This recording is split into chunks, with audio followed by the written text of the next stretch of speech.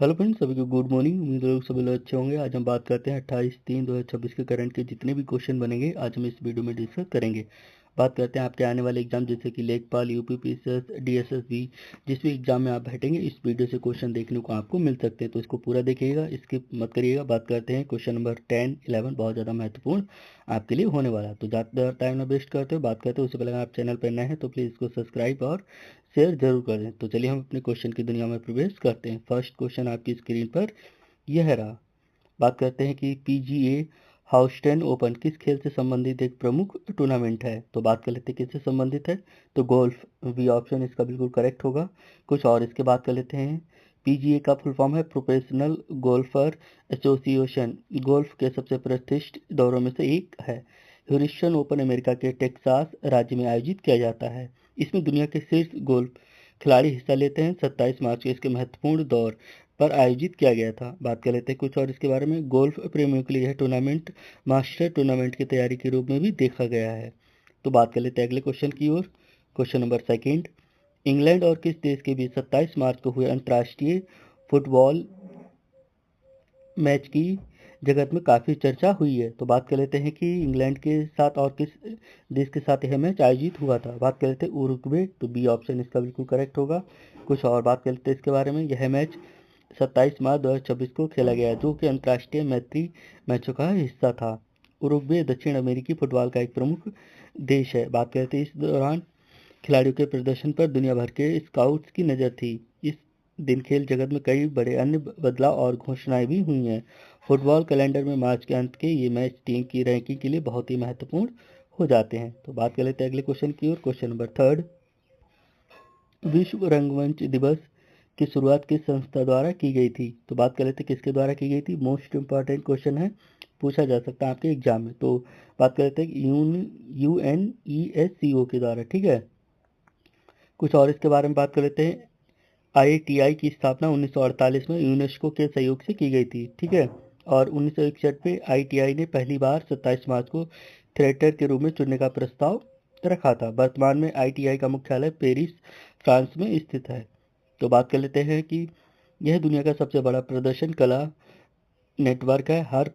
हर साल एक प्रसिद्ध व्यक्तित्व इस दिन के लिए अपना संदेश जारी करता है। तो बात कर लेते हैं अगले क्वेश्चन की ओर। क्वेश्चन नंबर फोर्थ, 27 मार्च को दुनिया भर में किस सांस्कृतिक क्षेत्र से जुड़े कई कार्यक्रम आयोजित किए गए हैं। तो बात कर लेते हैं किसे कार्यक्रम आयोजित किए गए हैं, तो चित्रकारी, तो डी ऑप्शन बिल्कुल सही होगा। कुछ और इसके बारे में बात करते हैं। विश्व रंगमंच दिवस के अवसर पर नुक्कड़ नाटक और कार्यशालाएं आयोजित की गई थी। कई थिएटर समूह ने इस दिन डिजिटल माध्यमों से भी नाटकों का मंचन किया था। स्कूल और कॉलेजों में नाटक के माध्यम से सामाजिक संदेश दिया गया और भारत में NSD national school of drama जैसी संस्थाओं में विशेष समारोह आयोजित हुए थे। यह दिन कलाकारों के लिए अपनी कला को समाज तक पहुंचाने का एक उत्सव रहा है। बात कर लेते हैं अगले क्वेश्चन की ओर। क्वेश्चन नंबर 5, बात कर लेते हैं 28 मार्च 2026 को भारत ने किस देश के साथ डिजिटल भुगतान UPI को लेकर एक ऐतिहासिक समझौते पर हस्ताक्षर किए हैं। तो बात कर लेते हैं किसके साथ किए हैं, तो जापान, सी ऑप्शन बिल्कुल करेक्ट होगा। कुछ और बात कर लेते हैं। अब जापान में भी भारतीय पर्यटक UPI के माध्यम से भुगतान कर सकेंगे। यह समझौता भारत के NPCI और जापान के भुगतान गेटवे के बीच हुआ है और जापान UPI को स्वीकार करने वाला छठा प्रमुख अंतर्राष्ट्रीय देश बन गया है। इससे दोनों देशों के बीच व्यापार और पर्यटन में आसानी होगी। बात कर लेते हैं, इससे पहले सिंगापुर, UAE, फ्रांस और नेपाल जैसे देश UPI को अपना चुके हैं। तो बात कर लेते हैं अगले क्वेश्चन की ओर। क्वेश्चन नंबर 6, मार्च 2026 को चर्चा में रहा एन्सेलेडस किस ग्रह का चंद्रमा है, जहां नासा ने हाल ही में जीवन के लिए नए संकेत दिए हैं। तो बात कर लेते हैं, इसका जो सही ऑप्शन होगा वो सनी, तो बी ऑप्शन बिल्कुल करेक्ट होगा। कुछ और बात कर लेते हैं इसके बारे में।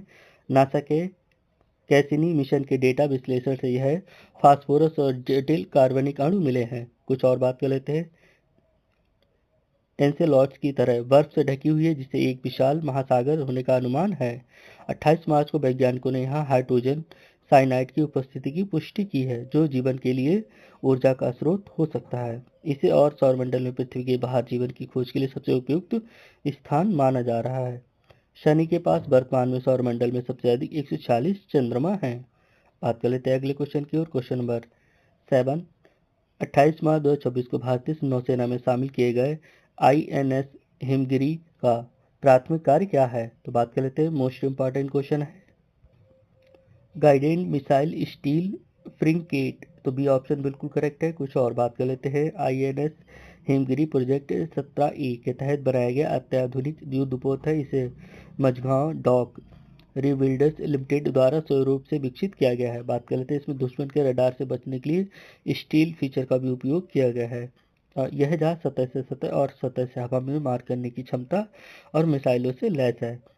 28 मार्च को इसके सफल समुद्री परीक्षण के बाद इसे सक्रिय सेवा के लिए तैयार घोषित कर दिया गया। बात कर लेते हैं अगले क्वेश्चन की ओर। क्वेश्चन नंबर 8, ये सॉरी भाई क्वेश्चन आ गया है। बात करते हैं क्वेश्चन नंबर 8। मार्च 2024 को अर्थ आवर मनाया गया। इसकी शुरुआत 2007 में किस शहर में हुई थी? तो अर्थ आवर बहुत ही ज़्यादा मोस्ट इंपॉर्टेंट क्वेश्चन है, आपके एग्जाम में आ सकता है। तो बात कर लेते हैं कहाँ मनाया गया है, तो सिडनी, तो बी ऑप्शन बिल्कुल करेक्ट होगा। कुछ और बात कर लेते हैं। हर साल मार्च के अंतिम शनिवार को रात 8:30 बजे से लेकर 9:30 बजे तक अर्थ आवर मनाया जाता है। और 2026 में है 27 मार्च को, जब लोग प्रतीकात्मक रूप से लाइटें बंद करते हैं। इसका आयोजन world wide fund for nature द्वारा किया गया जाता है। और इस वर्ष की theme biggest hour for earth रखी गई थी। तो थीम याद कर लीजिएगा, बहुत ज़्यादा इंपॉर्टेंट है। इसका मुख्य उद्देश्य जलवायु परिवर्तन और पर्यावरण संरक्षण के प्रति जागरूकता फैलाना है। बात कर लेते हैं अगले क्वेश्चन की ओर। Question number 9। मार्च 2024 को घोषित एशियाई एथलेटिक्स चैंपियनशिप के आगामी संस्करण की मेजबानी किस भारतीय शहर को सौंपी गई है? तो बात कर लेते हैं किसको सौंपी गई है। पुणे, तो डी ऑप्शन सही होगा। एशियाई एथलेटिक्स एसोसिएशन ने पुणे के बालेवाड़ी स्टेडियम को उपयुक्त स्थल के रूप में चुना है। बात कर लेते हैं कुछ और। इससे पहले 2017 भुवनेश्वर और 2013 पुणे में इसकी मेजबानी कर चुका है। यह आयोजन 2027 के मध्य में होने वाले, जिसकी आधिकारिक घोषणा 28 मार्च को हुई है।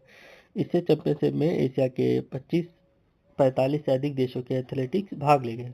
पुणे को भारत की स्पोर्ट्स सिटी के रूप में विकसित करने की दिशा में है बड़ा कदम माना जा रहा है। बात कर लेते हैं अगले क्वेश्चन की ओर। Question number 10। मार्च 2024 को डीआरडीओ ने अग्नि प्राइम मिसाइल का सफल रात्रिकालीन परीक्षण कहाँ से किया है? तो इसके जो सही ऑप्शन होगा डॉक्टर एपीजे अब्दुल कलाम द्वीप, ओडिशा।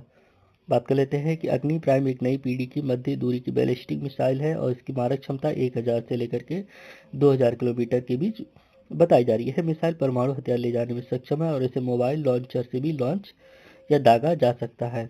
परीक्षण का उद्देश्य मिसाइल की सटीकता और रात्रिकालीन मारक क्षमता की जांच करना था। 27 मार्च का यह परीक्षण सेना के रणनीतिक बल कमान के साथ मिलकर किया गया है। बात करते हैं अगले क्वेश्चन की ओर। Question number 11। मार्च को चर्चा में रहा निसार उपग्रह मिशन भारत और किस देश की अंतरिक्ष एजेंसी का संयुक्त प्रयास रहा है? तो इम्पॉर्टेंट क्वेश्चन है, इसको लगा दीजिएगा अपनी कॉपी में और लिख लीजिएगा। बात कर लेते हैं अमेरिका, बी ऑप्शन इसका सही होगा। निसार का NASA ISRO scientific operate readers है। यह दुनिया का सबसे महंगा इमेजिंग उपग्रह माना जाता है। 28 मार्च को इसके अंतिम पेलोड इंटीग्रेशन की समीक्षा सफलतापूर्वक की गई है। यह उपग्रह पृथ्वी की सतह में होने वाले सूक्ष्म चार परिवर्तन जैसे भूकंप, भूस्खलन की सटीक जानकारी देगा। इसे सतीश धवन अंतरिक्ष केंद्र श्रीहरिकोटा से लॉन्च किया गया है। बात कर लेते हैं अगले क्वेश्चन की ओर। Question number 12। मार्च 2024 को कवच 2.0 का सफल परीक्षण किस रेलवे रूट पर पूरा किया गया है? तो बात कर लेते हैं कि दिल्ली हावड़ा रूट पर इसको पूरा किया गया है। बात कर लेते हैं यह क्या है और किस लिए इम्पोर्टेंट क्वेश्चन हो सकता है। कवच भारत की स्वदेशी स्वचालित ट्रेन सुरक्षा एटीपी प्रणाली है और 2.0 संस्करण में हाई स्पीड ट्रेन 160 किलोमीटर के लिए बेहतर सेंसर लगाए गए हैं। यह तकनीकी दो ट्रेनों को एक ही पटरी पर लाने से रोककर टक्कर होने से बचाती है। रेलवे ने 2026 के अंत तक पूरे स्वर्ण चतुर्भुज पर इसे लगाने का लक्ष्य रखा है। बात कर लेते हैं अगले क्वेश्चन की ओर। Question number 13। मार्च 2026 को किस भारतीय राज्य ने एक जिला एक खेल योजना के तहत 10 नए खेल स्टेडियमों के निर्माण की मंजूरी दी है? तो बात कर लेते हैं इसका जो सही ऑप्शन होगा वो बी उत्तर प्रदेश। एक जिला एक उत्पादक की सफलता के बाद उत्तर प्रदेश सरकार ने ओडीओएस को बढ़ावा दिया है। इन स्टेडियमों का निर्माण ग्रामीण क्षेत्रों में खेल प्रतिभाओं को निखारने के लिए किया जाएगा। प्रत्येक स्टेडियम में स्थानीय स्तर पर लोकप्रिय खेल के लिए विशेष प्रशिक्षण केंद्र होगा। योजना के तहत महिला एथलेटिक्स के लिए अलग से आवासीय विंग बनाई जाएंगी। 28 मार्च को मुख्यमंत्री द्वारा खेल विभाग की समीक्षा बैठक में यह बजट पारित किया गया है। तो दोस्तों यह थी आज की करंट अफेयर। अगर कैसे लगे हमें कमेंट में ज़रूर बताएं और हमारे चैनल पर नए हैं तो प्लीज़ इसको सब्सक्राइब और शेयर ज़रूर कर दें। Thank you so much. मिलते हैं हम अपने अगले वीडियो में।